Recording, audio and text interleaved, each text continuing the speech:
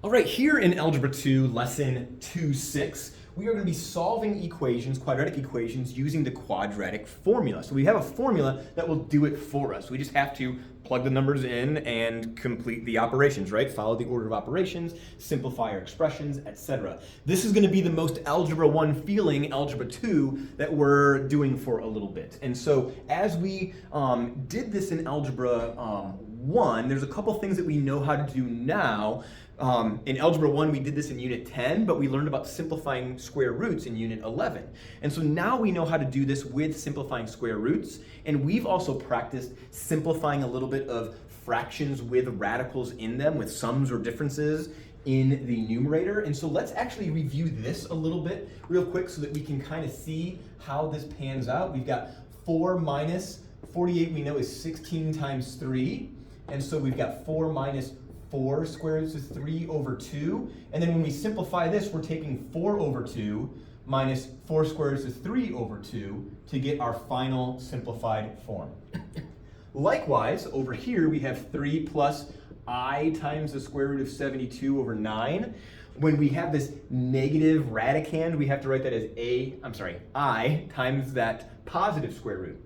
And we've worked a lot with square root of 72. We've seen it in a lot of our work and examples. We learned not to use 9 and 8 because 9 works, but then 8 has to break down more. And we started using 36 as our greatest perfect square factor of 72.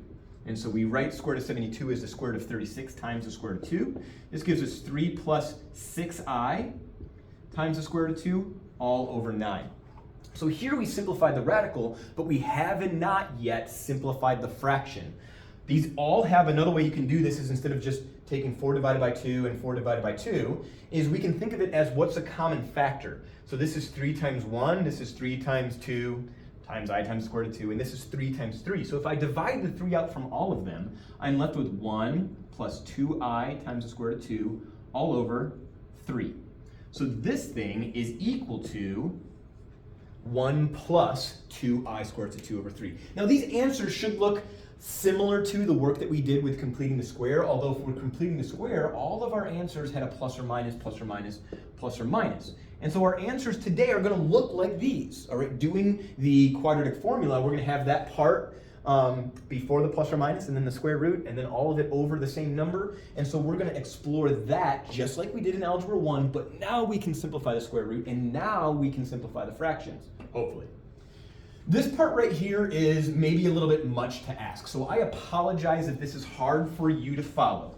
If you are planning on going into college algebra or pre-calculus next year, then I'm going to strongly advise that you follow along well. Everyone else, copy it down, just write it down, and hopefully maybe some things in there are like, oh, I didn't know that, or oh, that's neat, that's interesting. The rest of us, I want for us to understand this as well as we can, working and manipulating this expression, just doing the algebra, but obviously there's no numbers, and so things get a little bit crazy when we're doing algebra and we can't just rely on our calculators to do the work. We just have to actually know how to do operations with variables. All right, so this is really challenging, it's really hard, but follow along with it if you will. If you want to skip ahead about 5 or 12 seconds or however many seconds it's going to take me to then write down the whole thing, that's fine, write it all down. But let's understand, let's hear the explanation of what happens to get us from our standard form to derive the quadratic formula. You probably know the quadratic formula already, but this is why it's true. So when we complete the square, we move the constant to the other side, and then we divide by our lead coefficient. So we're going to divide everything by a. So we get 1x squared, we get b over a times x, and we have the opposite of c over a there. To complete the square, we are adding half of this. Well, half of b over a is 1/2 times b over a, or b over 2a. We're adding half of that squared to both sides to make a completed square. We call this a completed square because this expression right here is x plus this thing, quantity, squared. So x plus b over 2a squared. On the right side, I still have this opposite of c over a, but then I actually squared this. This times itself is b over 2a times b over 2a. So b squared, 2 times 2, a times a, and that gives us this expression. But this right here, it's separate, and we would love to have a fraction that is together. So we're going to make a common denominator. after we kind of switch the order here, right? I'm going to put this after so that we don't have a negative plus a positive, but instead of positive minus a negative, that might work a little, or minus this expression, it might seem a little bit better. Let's make our common denominator, multiply by 4a over 4a. So that I get 4ac over 4a squared. We're going to have 4a squareds on the bottom there. So now I can combine my like terms. I'm sorry, combine my common denominators, right? They are like terms because they both have over 4a squared. And so when I don't have the squared there. This needs to be squared. Let me pause it real quick and fix it. Okay, I fixed it. Sorry about that hiccup. So this is fixed now. Yay, it's 4a squared. And now I can, since these have a common denominator, this minus that over the common denominator. Whew. Now let's take the square root on both sides. When I take the square root here, I'm just left with the expression inside the parentheses. When I take the square root over here, it's the square root of the whole fraction, which is the square root of top and bottom. The square root on top, we know, is the square root of b squared minus 4ac. The square root on the bottom is, again, the square root of 4a squared, which is 2a. And so, again, positive, negative square root. Now we're going to subtract this b over 2a from both sides. And that gives us x is equal to negative b over 2a plus or minus the square root of b squared minus 4ac all divided by 2a, or combine it into a single fraction. This should look familiar. That's your quadratic formula. All right? Yay, we did it. Clap your hands. So we're going to use this quadratic formula as long as we are in standard form, ax squared plus bx plus c equals 0. As long as we're in standard form, we're going to use a, b, and c to solve for x. All right? So we're going to do just a handful of these because you've already done this in Algebra 1. If you need more examples, I can assign more practice for you, or you can come see me during seminar. So here we have a equals 3, b is equal to -1, and c is equal to -4. So when I write down my formula, x is equal to the opposite of b plus or minus the square root of b squared minus 4ac all over 2a, then we can substitute those values and let the calculator do some of our computation.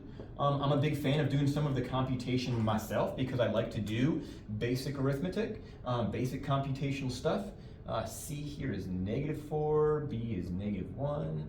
So when I do the opposite of B, I'm going to get +1. When I do B squared, I'm going to get 1 minus -48 all over 6. All right? Now, if you don't want to do this and this piecemeal, you can type that in the calculator, even just a basic calculator, and type the opposite of b squared minus 4 times a times c. And your calculator can just do that whole thing to get 49. All right? You can type that whole thing and your calculator will do the 1 plus 48 separately. So here we get x is equal to, well, let me try to write it down here. I don't know if we have room, if the computer can still see or the screen can still see. Square root of 49 over 6.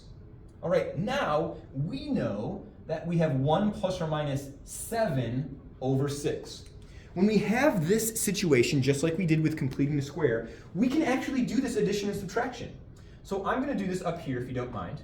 We're going to have x equals 1 minus 7 over 6, and x equals 1 plus 7 over 6. This is -1. This is 4 times 2 over 3 times 2, 4/3.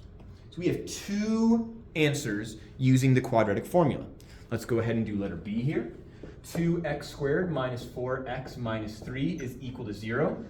I'm going to write my formula down. The opposite of b plus or minus the square root of b squared minus 4ac over 2a. You're going to write that formula every time you use it so that you know the formula. Repetition will help you with recitation, right? I know that we talk about memorizing the formula, and folks, sometimes that's just what we got to do. And so you need to know this formula. Otherwise, you can derive it. I showed you how to derive it, but no one wants to do that, right? No one wants to do that completing the square every time.